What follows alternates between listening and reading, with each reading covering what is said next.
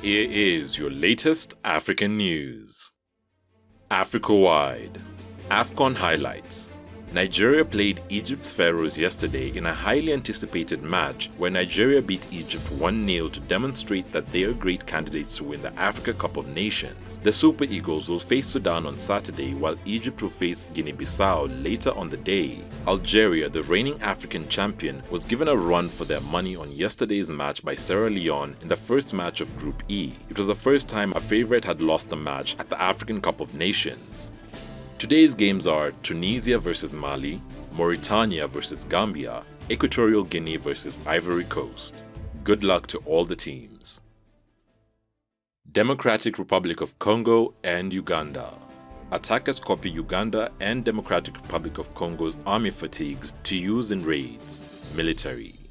A joint Ugandan and Congolese military offensive is facing a new threat after attackers copied the official army fatigues of the troops and plan to use them to raid villages in Eastern Democratic Republic of Congo. The two sides now think the idea is to turn locals against the armies and ruin the operation that has been touted a success. Earlier this week, the armed forces of the Democratic Republic of Congo and the Ugandan People's Defense Forces warned of possible attacks and sabotage planned by armed groups in the Democratic Republic of Congo. Since November, the forces have reported successes, including the destruction of the ADF training camps and the capture of several masterminds involved in recruiting rebels, as well as freeing of hostages. But such an operation was always dependent on support from the public. If ADF manages to launch attacks disguised as either of the armies, the soldiers fear public trust could be ruined, making the operation more difficult. Southern Africa. Southern African leaders hailed the Mozambique security mission.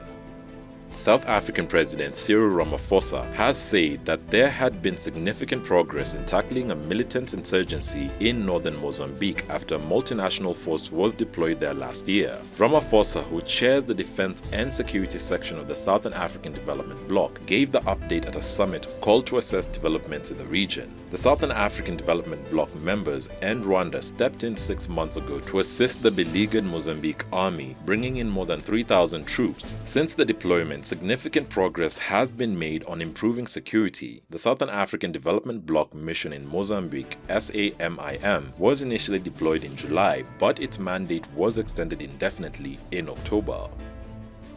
Ethiopia. Freed opposition leader ready to take part in national dialogue.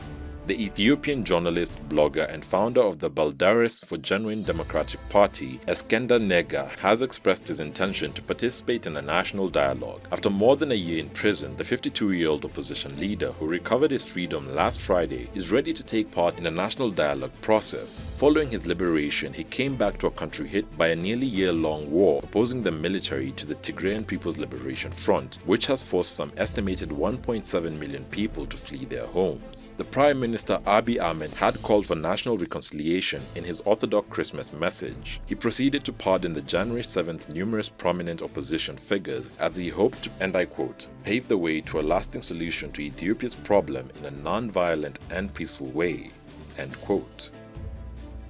Egypt. Egypt's el-Sissi criticizes the EU on refugees.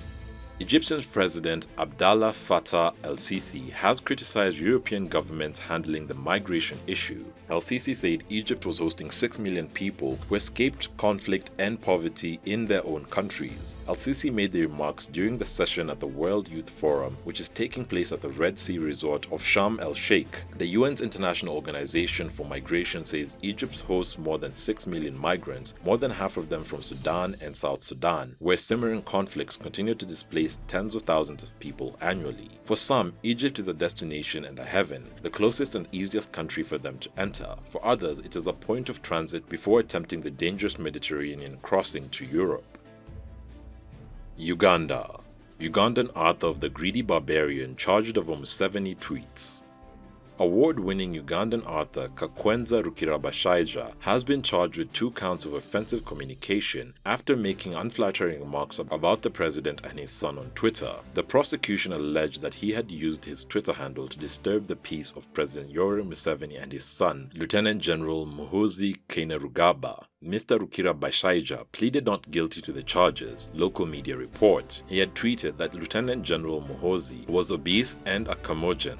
Kakwenza Rukirabashaija is best known for The Greedy Barbarian, a satirical novel which describes high-level corruption in a fictional country and banana republic, where writing is treasonous, an account of the torture he was subjected to while in detention in 2020. Last year, he won the Pen Pinter Prize for an international writer of courage. Local opposition parties and civil society groups have been calling for the writer's release since his detention on 28th December.